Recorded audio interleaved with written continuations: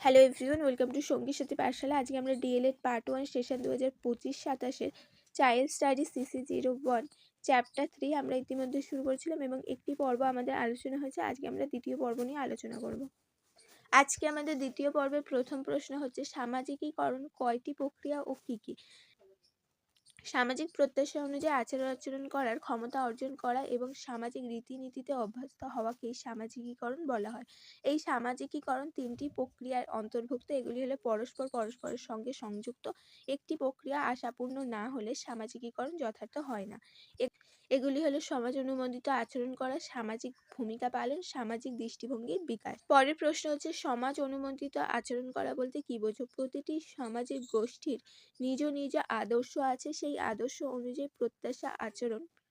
প্রত্যাশিত আচরণ করে। সামাজিক হতে হলে শিশুকে সেই অনুমোদিত আচরণ সম্পর্কে জানতে হবে এবং কেবল জানাটাই যথেষ্ট নয়, সে নিজের আচরণের মধ্যে দিয়ে এগুলো প্রকাশ করবে। তখনই শিশুকে সামাজিক অনুমোদিত আচরণ করছে বলে বোঝা যাবে এবং সমাজ তাকে গ্রহণ করবে।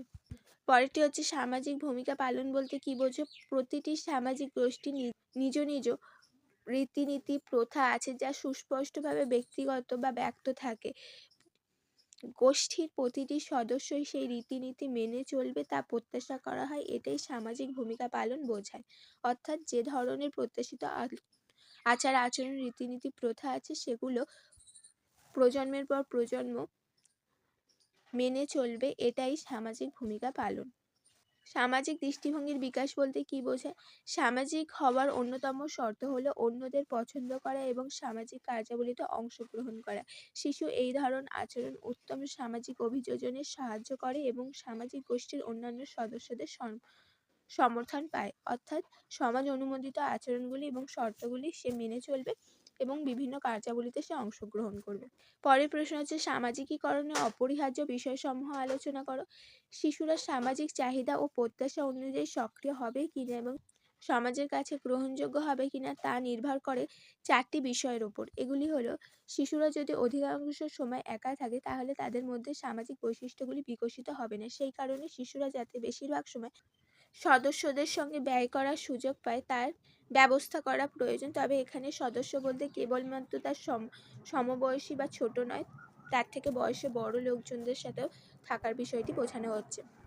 2 হচ্ছে, শিশুদের অন্যান্যদের সঙ্গে যোগাযোগ রক্ষার ক্ষেত্রে অন্যান্যরা এমনভাবে কথা বলবে যাতে শিশুর বুঝতে সক্ষম হয় এবং এমন সব বিষয় নিয়ে আলোচনা হবে যাতে সকলে বুঝতে পারে এবং পছন্দ করে এবং আগ্রহী থাকে।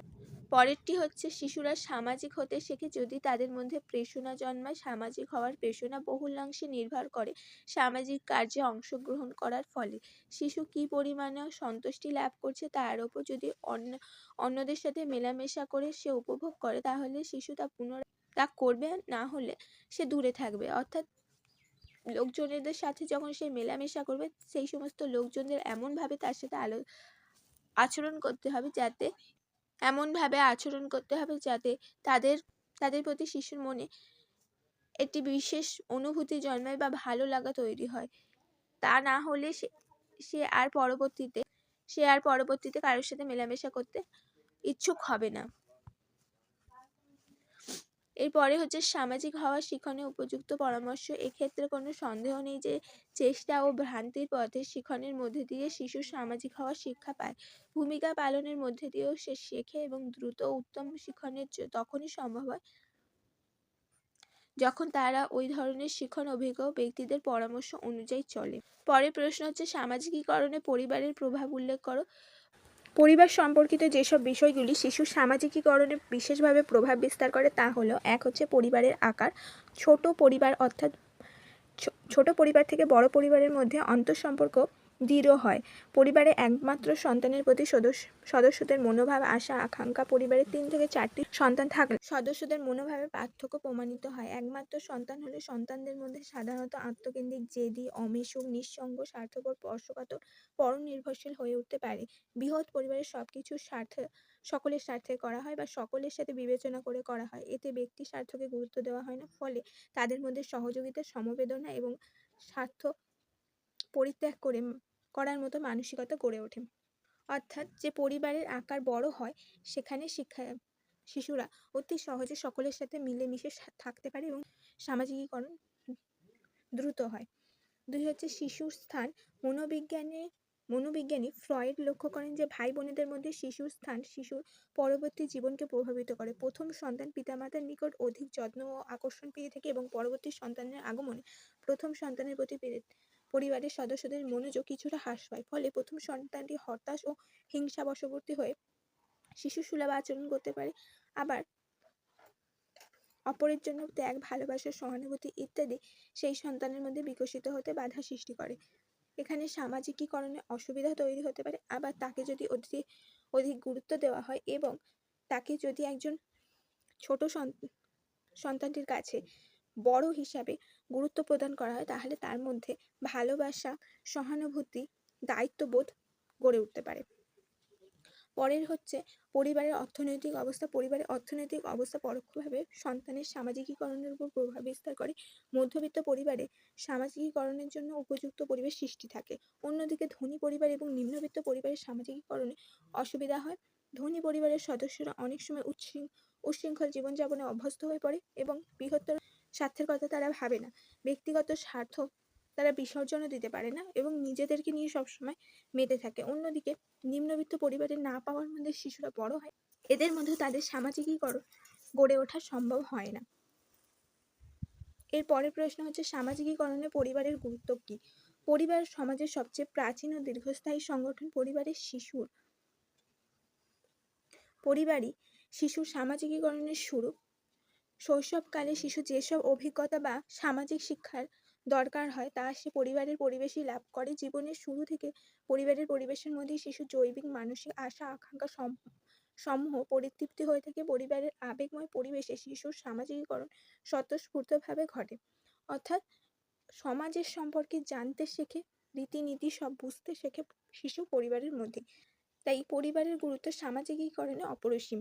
পরের প্রশ্ন হচ্ছে পরিবারকে বৃহত্তর সমাজের একটি ক্ষুদ্র সংস্করণ বলা হয় কেন?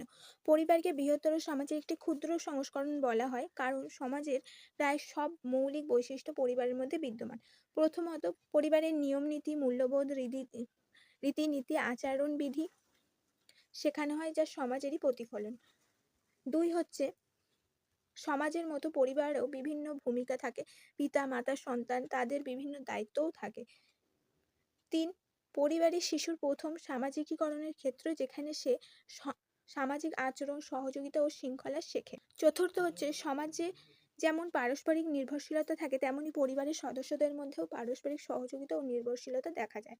অতএব সমাজ গঠন, নিয়ম ও সম্পর্কে যেরূপ বৃহৎ পরিসরে সমাজ দেখা যায় তার ক্ষুদ্র প্রতিচ্ছবি পরিবারের মধ্যে বিদ্যমান।